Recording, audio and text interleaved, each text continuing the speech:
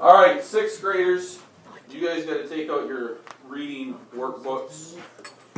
Okay, page 78 and 79. So if you guys can get those out there.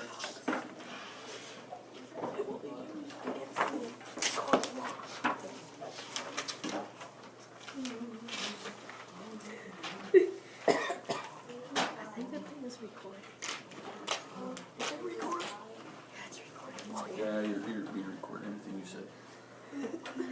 All right, let's take a look here. We learned about Calvin, a blind student, and some of the amazing things that he had done. He didn't give up. And how many of you have ever held a book that's written in Braille? Not too many of us maybe have had that opportunity. Braille obviously would not be found this way that you see in your paper. You see black dots.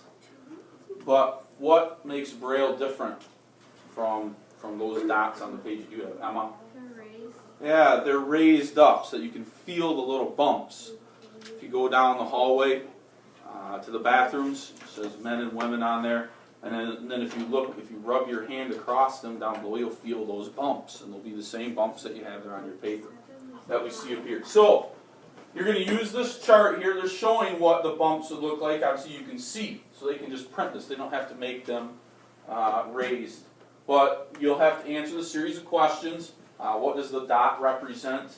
Answer some questions. And then write some words based on those Braille dots. And maybe you can even start writing your name up there in normal print. Maybe you can write your name in Braille. What dots would you use?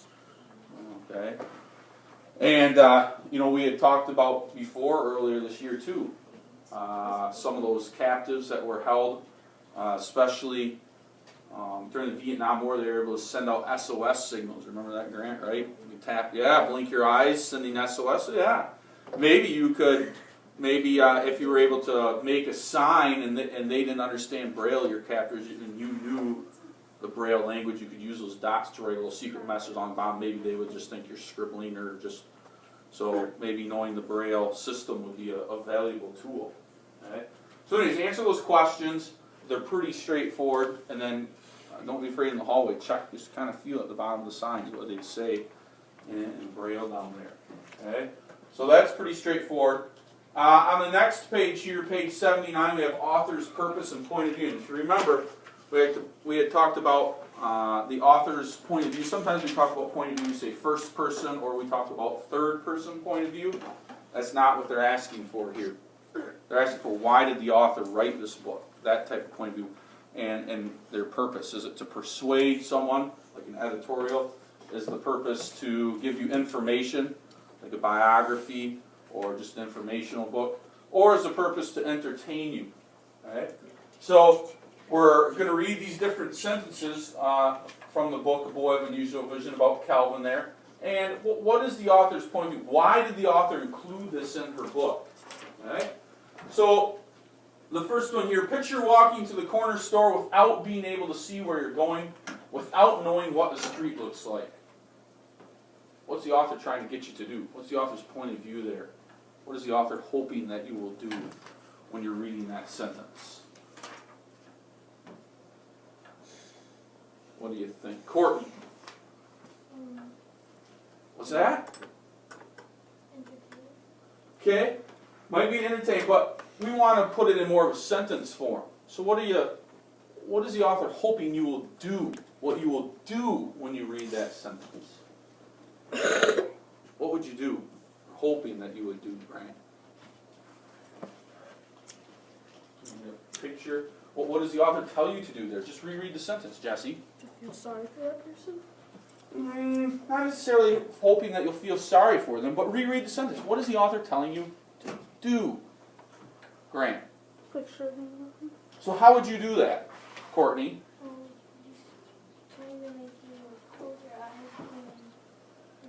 All right. The author is hoping that you will do that. Okay, picture myself walking to the corner store without being able to see where you're going. So they're hoping maybe you'll pause a second while you're reading the book and take a second to do that. You'll close your eyes and you'll think, okay, I'm walking down the street. How would I do that without being able to see? Okay. So now we can go back to what Courtney said there, and now that we know what it is that the author wants us to do here, okay, what is their purpose, Courtney? You had said to persuade, to inform, or entertain. So now if we think about that a little bit more, what do you think the author is actually trying to get us to do here? Is the author trying to entertain us, inform us, or persuade? Courtney? Yeah. So a good purpose right here is to say they are hoping to inform us. They're trying to make you stand in the shoes of Calvin.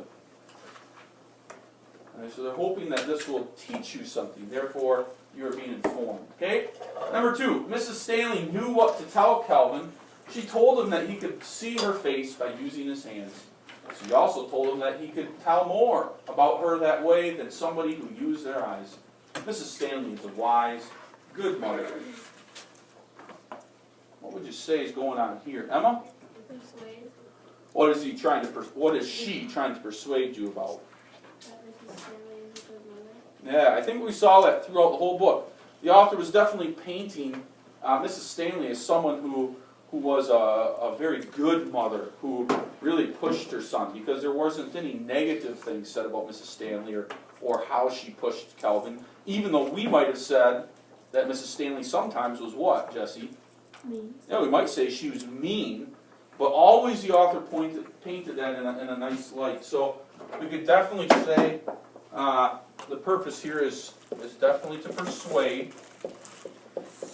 Could we say anything more?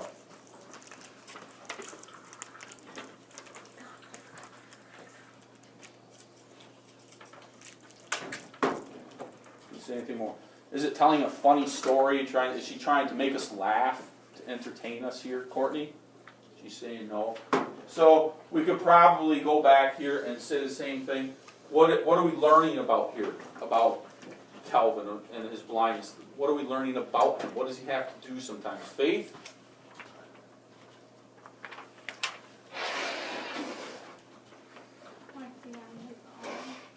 Yeah, he's got to learn. This is how he's going to be able to see people. He's going to have to ask them. You know, if it's someone who's close to him, he's probably not going to walk up to a stranger on the street and say, hey, I'm blind, I can't see you, but can I please feel you? That's probably not what he's going to ask. But if it's a fellow family member, someone who's close with a grandparent, parents, brothers, sisters, he might say, I can't see you, but can I please just feel your face so that I get a better sense of what you look like? So we would probably say persuade and inform you. Okay?